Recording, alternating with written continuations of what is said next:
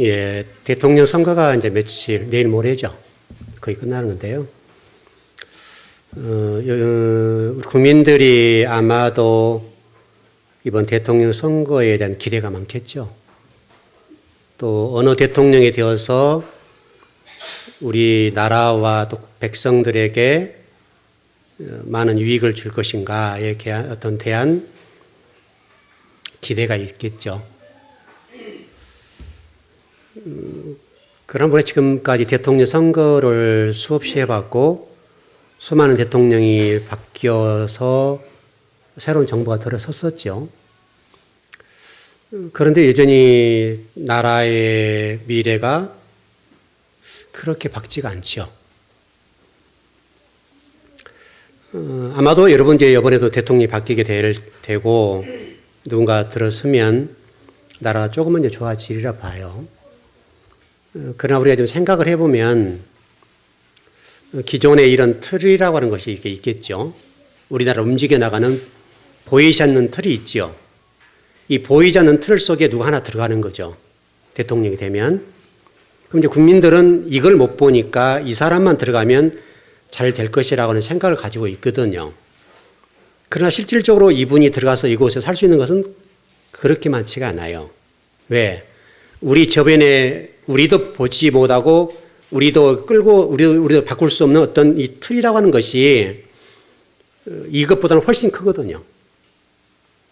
그래서 제가 전번에 조금 어려운 내용이지만 우리 구원 문제를 다룰 때에 이렇게 좀 다루었었어요. 그동안에 우리가 어떤 틀들을 가지고 신앙생활을 해오는데 구원을 어떻게 받습니까? 라고 하는 전제를 질문을 해봤어요. 그러니까 예를 들어서 우리가 바울 서신회 같은 데 보면 우리 사람들에 관해서 이렇게 얘기를 하거든요. 우리 사람들에게는 영과 혼과 육이 있다라고 얘기를 하잖아요. 여러분 그렇게 돼 있죠. 그래서 제가 이미 설명드렸던 대로 신학적으로는 복잡해요. 이론론을 주장하기도 하고 이원론을 주장하기도 하고 삼원론을 삼분설도 얘기하고 뭐 그렇게 신학으로 얘기합니다. 그러나 구원을 어떻게 이룰 것이냐에 관한 질문은 공통적으로 비슷해요. 영이 구원을 받아야 됩니다라고 얘기를 한단 말이죠. 그러면 여러분이 맞는가에 관해서 우리 좀 질문을 던져봐야 되는데 우리는 질문하지는 않아요. 왜냐하면 종교라는 이름 때문에 그게 옳다고 인정하기 때문에 그러겠죠. 그럼 여러분 우리가 우리 몸 안에 영혼 육이라고 하는 게 존재하죠. 그러면 우리가 요한복음 14장 20절의 말씀과 같이 우리 하나님께서 우리 안에 들어오셨다. 내가 너 안에 네가 내 안에 이렇게 말씀하시죠. 그럼 우리가 지금 영혼 육이 존재하죠. 혼과 육이 존재한 곳에 안에 영이 들어왔죠. 그렇게 좀 생각해보고 우리가 제가 한 질문에 대해서 생각을 해보면 왜 질문했을까? 이거에 대한 좀 생각을 해봐야 되죠. 그래서 우리가 영이 구원받아야 됩니다라고 무조건 얘기를 하면 옳다라고 얘기를 했단 말이죠. 그러면 과연 그게 맞는가에 관해서 생각해 볼 때에 그건 좀 다르죠. 왜냐하면 영이 누군가에 관해서 생각해 보면 영이 구원받아야 된다라고 얘기를 했을 때 영이 누군가? 이렇게 하면 영은 우리와는 다르죠. 다시 설명하면 영은 하나님이시죠. 영이 하나님이기 때문에 하나님 대신 그분이 우리 들어왔는데 그분이 구원을 받아야 된다고 본다면 뭐가 좀 잘못된 거죠. 왜냐하면 영은 하나님이에요. 하나님이 구원을 받아야 된다고 전제가 되면 이것은 굉장히 신학적인 문제가 생기는 거죠. 그런데 우리는 그걸 묻지 않았다고요, 지금까지. 그럼 실질적으로 영은 하나님이기 때문에 그분이 창조주시고 그분이 우리를 지배하시는 주권자시고 그분이 이 우주 만물을 만드신 분이에요. 우리 주인이라고요. 그럼 결국 우리 안에 원래 존재했던 혼과 육의 문제거든요. 그러면 혼이 우리 머리를 지배한다고 그랬잖아요. 제가 아까 틀을 얘기했는데 대통령 한 사람 바뀐다고 해서 이 틀이 바뀌지 않는 동안에는 안 바뀌는 거예요. 그러니까 결국 우리 신앙도 똑같아요. 창세기 1장 1절에 베레시트라는 단어 속에 레시트라는 단어를 보면 머리라는 말이 있거든요. 머리가 누구냐 했을 때 그리스도다. 높다라는 뜻이고 그리스도라는 뜻이 있으니까 그럼 우리 지금 창세기에서 태초라는 부분을 설명할 때 태초의 출발이 우리 머리가 바뀌지 않으면 안 된다. 다시 설명하면 우리의 틀이 바뀌지 않으면 안 된다. 우리의 사고나 의식 구조나 사고가 바뀌지 않는 동안에는 안 된다. 하나님은 우리에게 뭘 말씀하신가 하면 내가 너로 말미암아서 그리스도의 틀로 진리의 말씀으로 너를 개간해 갈 거고 그게 천지 창조야. 이렇게 말씀하셨단 말이죠. 결국 이제 대통령 한 사람이 바뀌면 나라가 달라질 것이다. 물론 조금 바뀌겠죠. 그러나 이 틀에 의해서 움직여 간단 말이에요. 이 틀이라고 하는 것은 뚫고 들어올 수가 없는 거예요. 왜냐하면 여러분도 가지고 있는 틀이 있고 국민 전체가 가지고 있는 틀이 있다고요. 이 틀이. 이 틀을 깨지 않는 동안은 안 돼요. 결국 오늘 지금 어린이 주일이니까 좀 고민을 저도 해보는 거죠. 그러면 우리나라의 미래가 어떻게 될 것이냐? 그럼 대한민국 호라고 했을 때 이 대한민국을 호라고 하는 것이 어떻게 하면 바뀔 수 있는가라고 생각해 볼 때 결국은 교육이란 말이죠. 이제 교육이 중요한 거죠. 교육이 중요한데 그러면 이 교육에 있어서 핵심적인 것은 어린이인데 청소년이고 대학생들이고 이 초등학생들, 교회라면 이제 주일학교 아이들, 중고등부 아이들이 있죠. 그러면 이 아이들을 가르치는 사람이 누구냐 이거예요. 결국은 그도 똑같은 틀을 가지고 있는 그 사람이 가르치는 거죠. 그럼 가르치는 교사의 수준과 실력과 사고나 의식 구조가 성경적으로 바뀌지 않는 사람이 가르치면 이 아이들도 똑같이 되는 거죠. 여러분 맞죠? 결국 교사들의 의식세계나 사고나 세계관 또 성경적인 가치관으로 무장된 사람이 가르쳐 줘야 된단 말이죠. 왜냐하면 이 아이들이 우리나라 미래니까. 결국 종교 교육에 있어서 또 어떤 세상 교육도 마찬가지인데 교육의 중요성이죠. 이 교육의 중요성이 무엇보다 중요한 거예요. 그건 나라도 그렇고 교회도 그렇고. 하나님 나라적인 관점에서도 또 우리 대한민국 호라는 관점에서도 누가 가르칠 것이냐, 어떤 사람이 가르칠 것이냐에 따라서 우리나라 미래가 달라질 거란 말이에요. 근데 우리는 그걸 안 보고 무조건 이 아이들의 미래다. 그럼 이 아이들이 무조건 잘해야 되는 거죠. 그럼 뭐를 어떻게 할 것이냐. 거기에 대한 답을 안 주는 거예요. 그런 측면에서 이미 우리가 공교육이라고 하는 것은 이미 우리 기대를 못 하잖아요. 물론 그 가운데 조금 어떤 분들이 있을 수 있겠습니다만은 이미 교육적으로 공교육은 무너졌다고요. 그러면 우리가 답을 찾아갈 때에 여러분 실제로 우리 교육이 교회부터 시작됐잖아요. 한국 교회, 이 대한민국이라는 교육이 원래는 교회부터 출발한 거거든요. 그럼 교회가 바뀌어서 교사들이 아이들을 제대로 가르쳐 주면 우리나라 미래가 있겠죠. 그래서 여러분 우리 교회에 지금 교사 선생님 많이 계시는데 여러분 교사의 입장에서 좀 제가 고민을 해보면 일단 직장 생활 하시잖아요, 다들. 또 가정을 책임지고 있고 얼마나 바쁘냐고요. 시대가 바쁘기 때문에 굉장히 힘들거든요. 직장 생활하고 와서 주일날 아침이라 조금 늦게 일어나고 한숨이라도 더 자고 싶은 것이 사실이죠. 근데 그것을 다 내려놓고 눈을 비비고 아침에 교회에 와서 아이들을 가르치신단 말이에요. 자, 그런 측면에서 한 번 정도 우리가 한번 생각을 해서 좀 이래 칭찬을 좀 했으면 좋겠어요. 이제 본문으로 이제 들어가겠는데 우리 교사 선생님들 계시죠? 잠깐만 일어나시죠.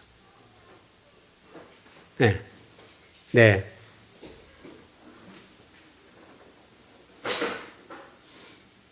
다 맞아요? 네. 우리 교사 선생님들에게 이렇게 좀 얘기를 해드리죠. 선생님 고맙습니다. 자, 절 따라 시작. 선생님 고맙습니다. 네, 앉으시죠. 좀 멋쩍네. 별로 익숙치 않아가지고 이거.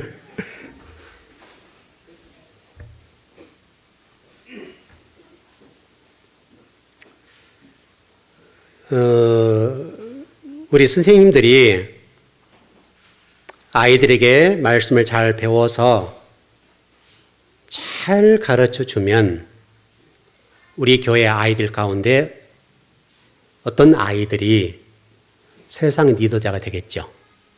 그날이 오겠죠. 그게 우리의 미래죠. 그에 대한 기대가 있죠. 왜냐하면 우리가 지금 계시록의 말씀을 좀 공부를 해보면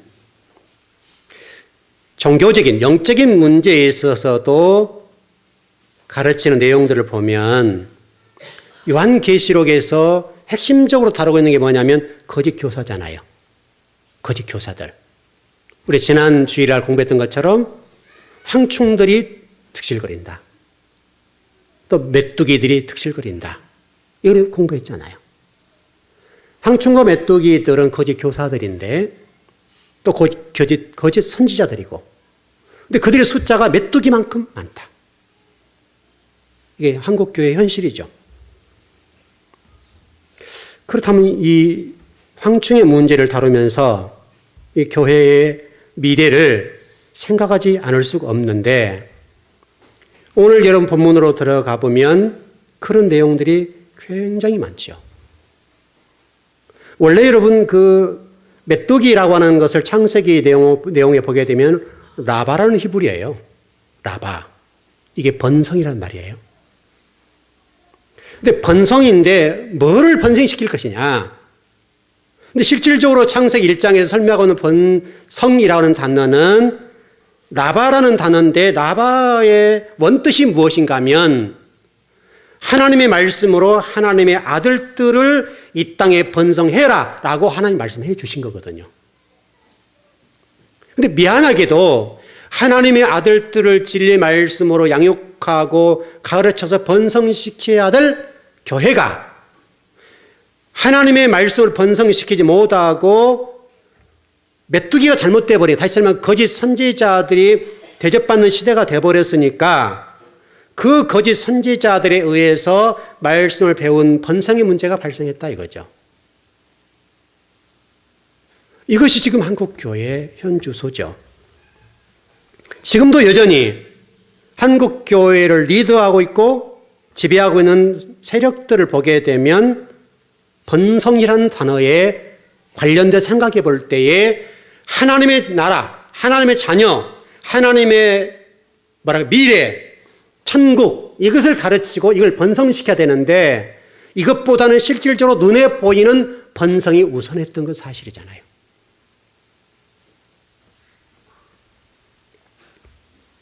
하나님이 기대하셨던 번성과는 정반대로 교회가 가고 있는 거예요.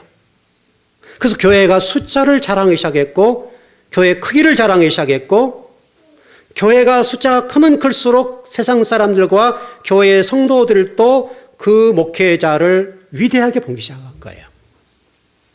실력 있다, 능력 있다 이렇게 보는 거죠.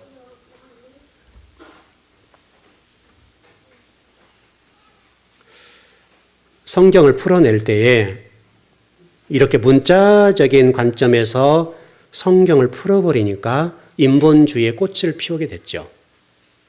인본주의의 꽃이 피니까 이렇게 지금 한국 교회가 전 세계적으로 대형화된 교회가 굉장히 많죠. 자랑할 만한 얘기예요. 그런 문제는 과연 그것이 성경적인가? 그리고 그 안에 성도들이 온전히 진리 말씀 먹고 있는가에 관해서 질문을 던질 때는 좀 물음표가 던져지는 사실이거든요. 자, 그러면 이렇게 한번 생각해 보자고요. 그럼 거짓 선지자라는 이 메뚜기들의 관점에서 우리가 좀 이렇게 질문을 해보면 그 사람들은 피해자인가 피의자인가? 여러분들 어떠세요? 정말 이 거짓 교사들 그분들은 피해자인가 피의자인가? 좀 생각을 해보죠. 성경을 통해서 보면 실질적으로 볼 때 전체적으로 보면 그 사람들도 피해자가 아닐까? 피해자. 그것이 옳다고 생각하고 지금 쭉 내려왔는데 내려와다 보니까 이렇게 된 거죠. 자, 일전에 여러분 이런 설명을 해드렸죠. 구약적으로는 모세와 여호수아라는 이 하나님의 계보의 틀이 있었다고 그랬죠. 신약적으로는 예수님과 제자들의 틀이 있죠. 계보가 있죠. 근데 이 계보가 이렇게 쭉 내려오면 되는데 구약부터서 똑같지요. 모세에서 여호수아로 내려왔던 이 계보가 중간에 없어져 버리죠. 그리고 이 계보가 여호수아를 끝으로 7년 동안에 헛된 계보가 쭉 이어져서 쭉 내려왔죠. 그리고 여호수아 이후로 내려왔던 그 참 계보에 관해서는 미미하고 꺼질 듯 보이지 않는 거예요. 신약 시대도 마찬가지로 예수님으로 내려왔던 계보가, 예수님부터 시작된 계보가 제자들로 내려와서 쭉 연결돼야 되겠죠. 그래서 이 계보가 제자들에 의해서 이렇게 꺾인 거죠. 꺾여서 그 계보가 이렇게 흘러서 쭉 내려왔죠. 그리고 여러분 종교개혁이 지금 500년 되는 해잖아요, 지금. 지금까지 그 계보를 쭉 끌고 온 거예요. 이거는 부인할 수 없는 현실이에요. 그리고 그것이 참이다라고 생각했단 말이죠. 제가 이렇게 설명 많이 드렸어요, 여러분. 자, 이렇게 좀 보죠.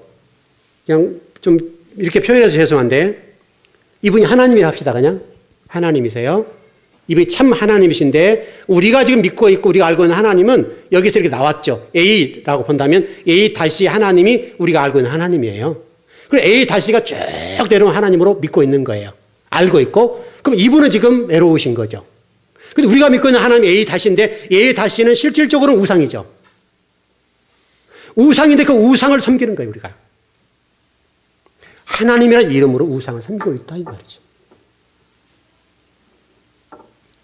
여러분, 계시록 제가 12장 좀 정리해 나가고 있는데, 계시록 12장의 말씀을 풀어서 보면 볼수록 우상인 하나님, 하나님이 아닌 하나님을 세워놓고 그분을 아버지라고 경배하고 찬양하고 우리가 그분을 높이고 있는 거예요. 그럼 실질적으로는 하나님을 섬기는 것이 아니라 우상을 섬기는데 우리가 박수를 치고 찬양하고 경배하고 그분을 향해서 기도하고 있는 거예요. 그분 우리가 출애굽기 20장에서 말씀하고 있는 것처럼 새긴 우상을 새기지 말아라 라고 말씀했는데 실질적으로 우리가 새겨놓은 하나님을 신으로 모시는 거예요. 그런데 우리는 그것을 몰라요. 여러분, 계시록 말씀이 여러분 생각하기에 이상한 한국교회의 좀 생각이 요한계시록 설교하면 그 교회 이상하다 이렇게 자꾸 얘기한단 말이죠. 여러분, 요한계시록은 복음 중에 복음이잖아요. 교회가 뭔가, 복음이 뭔지 그걸 설명하는 건데, 성경의 결론, 이미 창세기를 출발하게 요한계시록 결론을 맺어놓고 성경을 출발하고 있는 결론을 우리는 굉장히 이상하게 본단 말이죠. 왜? 칼빈이 그를 주석을 쓰다 꺾어버렸기 때문에 우리도 당연한 걸 생각하는 거야. 여러분, 요한계시록의 교회론, 제가 12장부터 14장까지를 교회론이라고 그랬잖아요. 22장 가운데 절반 센터에 있는 교회의 중요성, 복음의 중요성, 진리의 중요성을 요한계시록으로 설명하는 거고, 이건 여러분 종말론의 문제가 아니거든요. 실질적으로 성경의 결론이에요. 결론. 핵심적인 내용을 담고 있단 말이에요. 지금 요한계시록 우리가 계속 공부해보지만 교회의 죄의 종들을 설명하면서 그 죄의 종들이 거짓 교사들이 많다. 그걸 조심해라.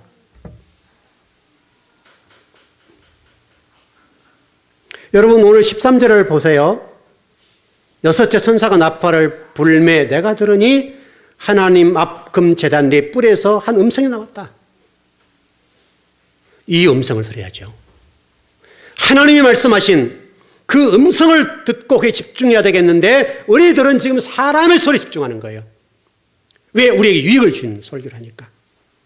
어떻게 하면 우리가 성공할 것인가? 어떻게 하면 이 땅에서 지배하며 내가 많은 물권을 가질 것인가? 여기에 초점을 두다 보니까 인간적인 소리고 인본주의의 생각에 훨씬 노출되어 있는 거예요, 우리가.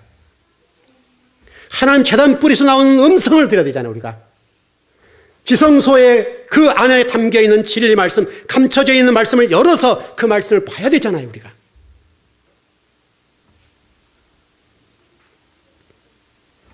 그렇게 하기 위해서는 성소 휘장을 찢어야죠.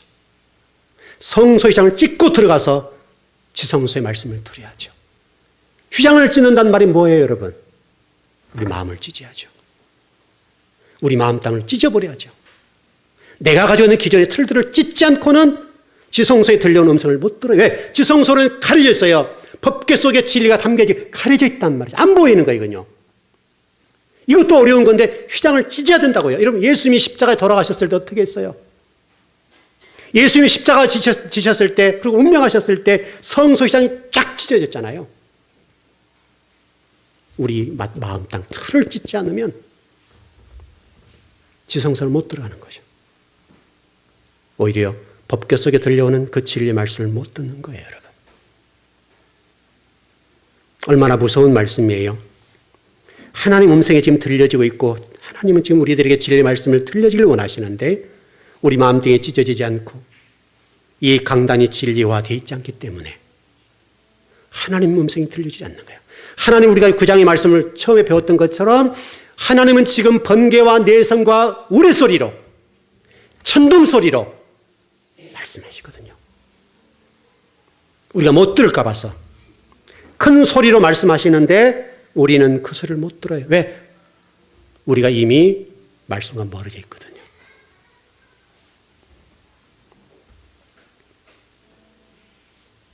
여러분 14절을 보십시오. 14절을 보게 되면 나팔 가진 여섯째 천사가 말하기를 큰 강 유브라데에 결박한 데에 천사를 놓아주라 하매 이렇게 되어 있습니다. 유브라데는 굉장히 주목해 볼 부분이죠. 유브라데라고 하는 것은 여러분 아시는 대로 아브라함이 가나안 땅에 들어갈 때에 유브라데스 강을 건넜죠. 그래서 히브리인이 되었습니다. 여러분 야곱이 야복강에서 야복강을 건너므로 이스라엘이 되었습니다. 이스라엘 백성들이 애굽에 있을 때에 홍해를 건너므로 광야를 갔습니다. 이와 같이 유브라스 강이라고 하는 것은 대단히 중요한 문제예요.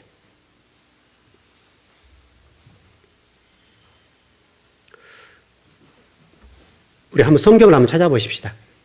예레미야 51장입니다.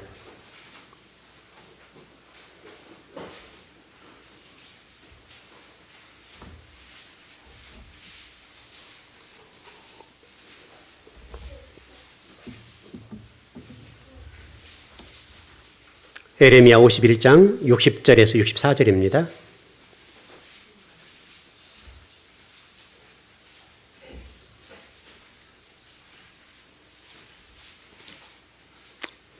예레미야 51장 60절에서 64절입니다.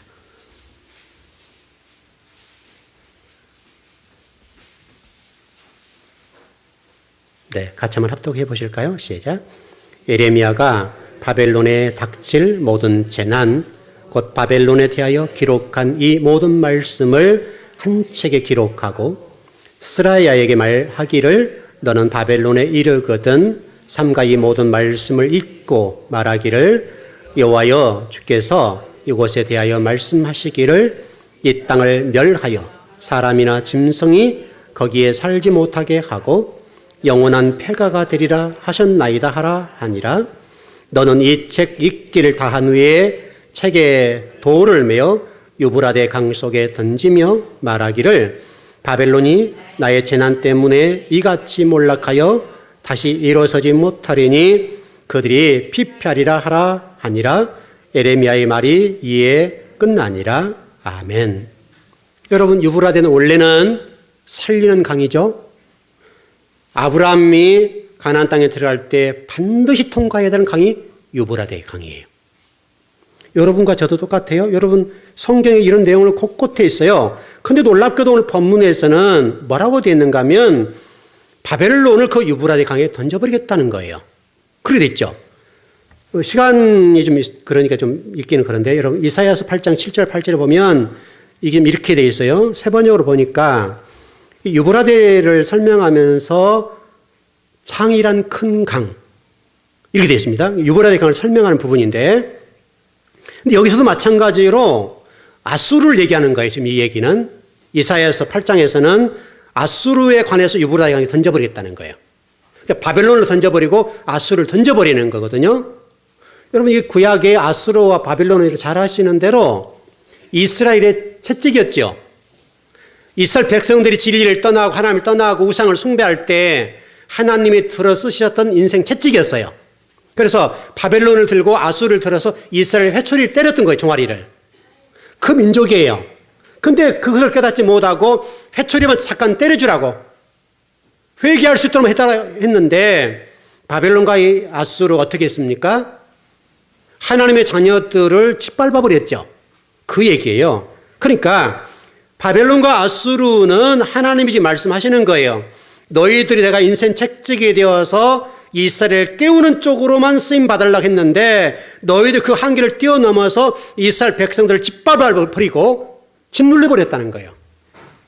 그러니까 하나님께서 이 바벨론과 아수르에 대해서 뭐라고 설명하는가 하면 살리는 강이었던 유브라된 강 속에다가 그들을 던져버린다는 거예요. 심판하시겠다는 거예요. 이 얘기는 심판이란 얘기죠. 여러분, 이 굉장히 중요한 말이에요, 이게.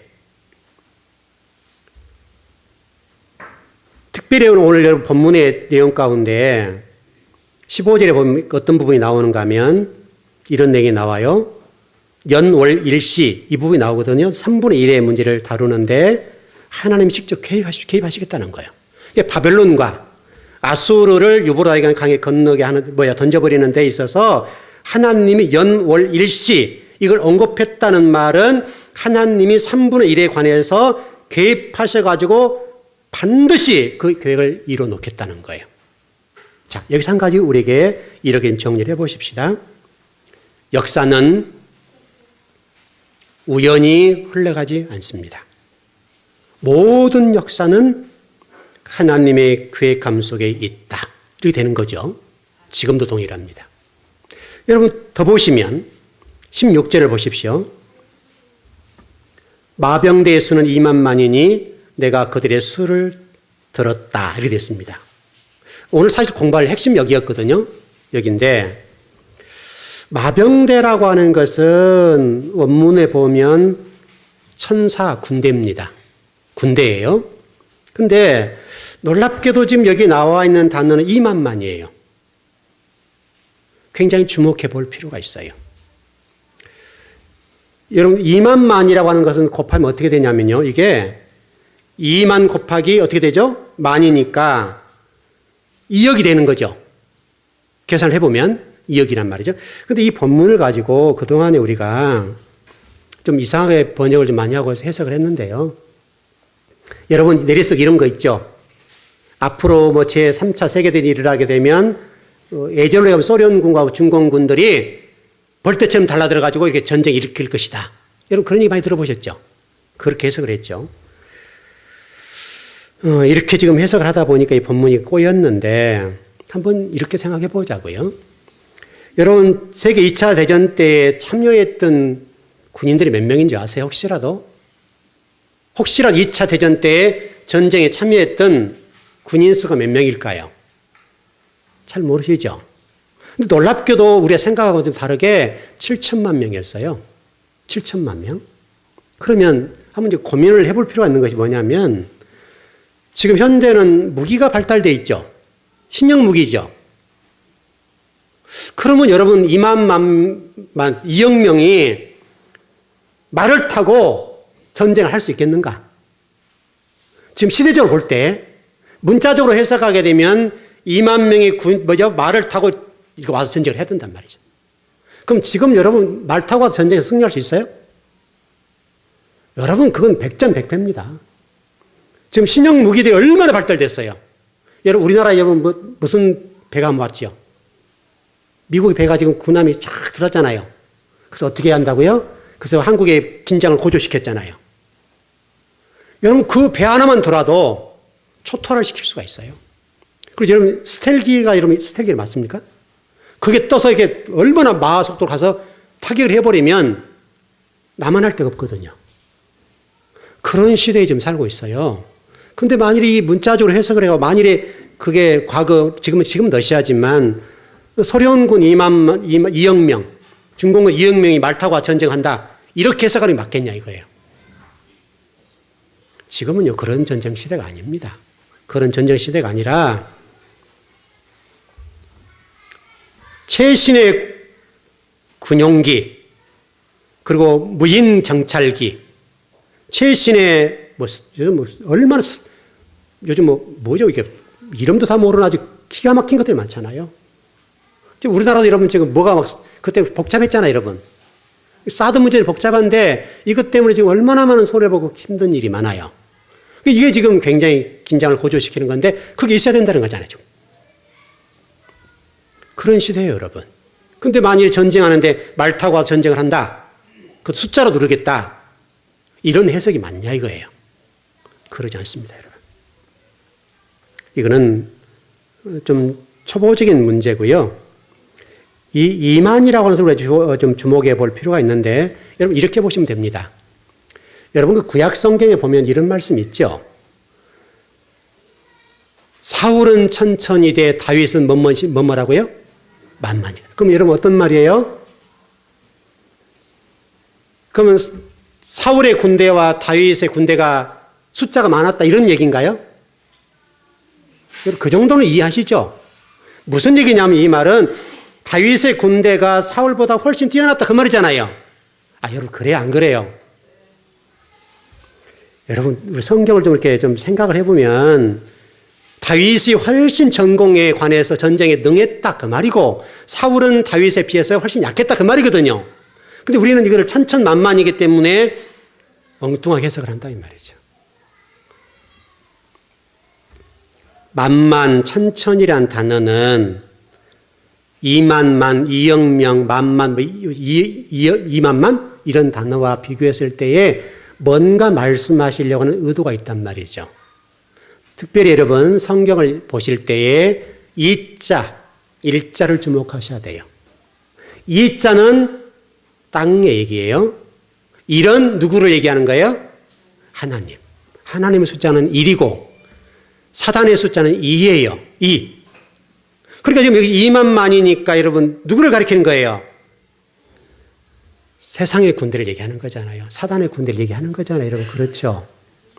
여러분 그거를 잘 이해하시면 이해가 되는 것이 이자란 숫자는 분리란 말이고 귀신이란 단어는 다이몬이라는 단어인데 분리란 말이에요. 그래서 계시록이 지금 설명하는 게 뭐냐면 귀신은 다른 존재가 아니라 어떤 존재라는 거예요? 분리시키는 존재. 그게 귀신이라는 거예요. 귀신. 물론 이게 우리가 성경을 배울 때 여러분 처음에 제가 가르쳤을 때 많이 당황들 하시고 좀 힘들어 하셨는데 우리는 귀신과 사탄과 옛뱀과 옛용과 이런 것들이 만들어지다 생각을 하는 거죠.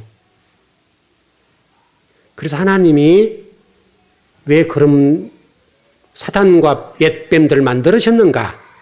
이렇게 질문하는 거죠. 그런데 창세기 들어가서 보면요. 이 햇뱀과 큰 물고기들 이 문제를 다룰 때에 이것이 하나님이 보시고 좋았다 그랬다. 좋았다고. 여러분 1장에 들어가서 여러분 보세요. 1장 21절이 아마 그럴 거예요. 1장 21절 이런 내용의 큰 물고기를 설명하는데 그 밑에 보니 하나님이 창조해 놓으시고 굉장히 좋았다고 설명해요. 그러면 큰 물고기가 요한계시록은 햇뱀이고 용이고 이런 것들인데 그럼 하나님이 그러면 사단을 만들었다 이게 좋으셨다 이렇게 해석이 맞냐 이 말이죠. 그러지 않아요 여러분. 그건 다른 의미예요. 그래서 이중 메타포가 있다고 그랬죠. 여러분 복이라는 바라크도 바라크라는 복이 어떤 사람 영생이고 어떤 사람 저주가 되고 심판이 된다고 그랬죠. 여러분 히브리어는 항상 어려운 게 뭐냐면 이중성이에요. 이중성. 이중 메타포가 있어요. 여러분 그것을 잘 이해했으면 좋겠는데요. 좀 정리를 해보십시다.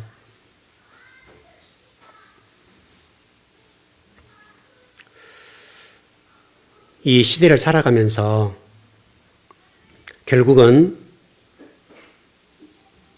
18절 말씀 보면 이렇게 좀 정리할 수가 있어요. 이제 새 재앙 곧 자기들의 입에서 나오는 불과 연기와 유황으로 말미암아 사람 3분의 1이 죽임을 당했다. 그렇게 돼 있어요. 결국 입의 문제예요. 이 입에서 죽이는 말이 나온대요. 죽이는 말. 이 재앙인데 여러분 이 단어는 창세기 넘어가서 보면 소돔 고모라 얘기를 지금 설명하는 내용이거든요. 소돔 고모라를 재앙으로 심판하셨을 때의 내용을 설명하는 말씀인데 놀랍게도 그것은 이 입의 말로 사람을 죽이고 살린다는 거예요. 결국은 진리의 말씀이 여러분 선포되느냐 못하느냐에 따라서 여러분이 죽고 사는 문제가 달려있다.